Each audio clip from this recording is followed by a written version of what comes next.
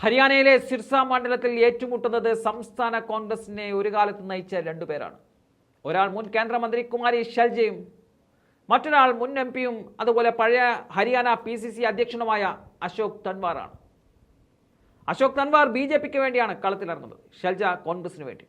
കഴിഞ്ഞ തവണ കോൺഗ്രസിന് വേണ്ടി മത്സരിച്ച അശോക് തൻവാർ ഇക്കുറി കാലുമാറി BJP സ്ഥാനാർത്ഥിയായി മത്സരിക്കുകയാണ്. കർഷക സമരവും പാർട്ടിയിലെ കൂടുമാറ്റവുമെല്ലാം വലിയ ചർച്ചയാകുന്ന സിർസയിൽ തീപ്പാറും പോരാട്ടമാണ് നടക്കുന്നത്. ആരോപണങ്ങളും പ്രത്യാരോപണങ്ങളുമായി ഇരു സ്ഥാനാർത്ഥികളും മുന്നോട്ടു പോകുന്നതിനിടെ സംസ്ഥാനത്തെ പ്രമുഖ രാഷ്ട്രീയ കക്ഷിയായ JJPയുടെ ചാഞ്ചാട്ടം BJP പാളയത്തിൽ ചില്ലറ ആശങ്കകൾ സൃഷ്ടിച്ചിട്ടുമുണ്ട്. എന്തായാലും ഏറെ വീറും വാശിയും നിറഞ്ഞ പോരാട്ടത്തിൽ കോൺഗ്രസ് സ്ഥാനാർത്ഥിക്കെതിരെ കോൺഗ്രസിൽ നിന്നും കൂറുമാറി BJPയിൽ ചേർന്ന നേതാക്കളെ BJP തെരഞ്ഞെടുപ്പ് പ്രചരണത്തിന് സിർസയിൽ അയച്ചിട്ടുണ്ട്. ഈ നേതാക്കൾ അവിടെ പോയി ഷെൽജയ്ക്കെതിരെ ശക്തമായ പ്രചരണം നടത്തുകയാണ്.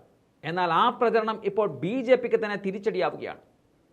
ഛത്തീസ്ഗഡിലെ നിയമസഭാ തെരഞ്ഞെടുപ്പ് സമയത്ത് കുമാരി ഷെൽജ ചില ഇടപാടുകൾ നടത്തിയെന്നതാണ് ഇവർ ഹരിയാനയിൽ വന്ന് പറയുന്നത്. അതായത് ആ സമയങ്ങളിലായിരുന്നു മഹാദേവാപ്പും കൽക്കരി കുംഭകോണ വിഷയവുമൊക്കെ കത്തിപ്പടർന്നത്. അതിനുള്ള പങ്കാണ് ഈ നേതാക്കൾ ഉദ്ദേശിച്ചു കാണുന്നത്. ആരോപണം പുറത്തു വന്നതോടെ 2 മുൻ MLAമാർ ഉൾപ്പെടെ 11 BJP നേതാക്കൾക്കെതിരെ മാനനഷ്ടത്തിന് നോട്ടീസ് അയച്ചു കഴിഞ്ഞിരിക്കുകയാണ് ഷെൽജ. 2 ദിവസത്തിനുള്ളിൽ ആരോപണങ്ങൾ തെളിയിച്ചില്ലെങ്കിൽ മാപ്പ് പറയണമെന്നതാണ് നോട്ടീസിൽ ഷെൽജ ആവശ്യപ്പെട്ടിരിക്കുന്നത്.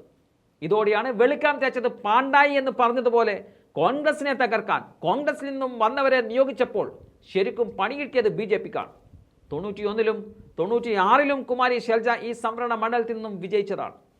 2009 അശോക് തൻവാറും സിർസ വഴി പാർലമെന്റിലെത്തി. പിന്നീട് മണ്ഡലം കോൺഗ്രസിനെ കൈവിടുകയായിരുന്നു. 2014 ഇന്ത്യൻ നാഷണൽ ലോക്ദളും 2019 BJPയും ഈ മണ്ഡലം പിടിച്ചെടുക്കുകയായിരുന്നു. ഈ 2 സമയത്തും കോൺഗ്രസ് സ്ഥാനാർത്ഥിയായിരുന്നത് അശോക് തൻവാർ തന്നെയായിരുന്നു. 2014-19 കാലത്ത് സംസ്ഥാന കോൺഗ്രസ് അധ്യക്ഷനായിരുന്ന തൻവാർ കഴിഞ്ഞ ലോക്സഭാ തെരഞ്ഞെടുപ്പിന് ശേഷം പാർട്ടി വിട്ടു. പിന്നീട് തൃണമൂൽ കോൺഗ്രസിൽ ചേർന്നു. 2022 ആം ആദ്മിയിൽ ചേർന്നു.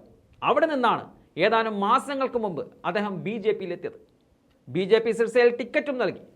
കർഷക പ്രക്ഷോഭത്തിന്റെ ചൂടറിഞ്ഞ നേതാവാണ് തൻവാർ. സിർസ, ഫത്തേബാദ് ജില്ലകളിലായി വ്യാപിച്ചു കിടക്കുന്ന മണ്ഡലത്തിലെ ഗ്രാമങ്ങൾ കർഷക പ്രക്ഷോഭങ്ങളുടെ കേന്ദ്രങ്ങളായിരുന്നു. ഇവിടെ പ്രചരണത്തിനെത്തിയ തൻവാറിനെയും സംഘത്തെയും കർഷകർ തടയുകയായിരുന്നു. ഇതിനുശേഷം പോലീസ് സംരക്ഷണയിലാണ് അദ്ദേഹം പ്രചരണത്തിന് ഇറങ്ങുന്നത്. ഇതോടൊപ്പം സ്വതന്ത്ര MLAമാർ കോൺഗ്രസിന് പിന്തുണ പ്രഖ്യാപിച്ചതും തൻവാറിനെ സമ്മർദ്ദത്തിലാക്കിയിട്ടുമുണ്ട്.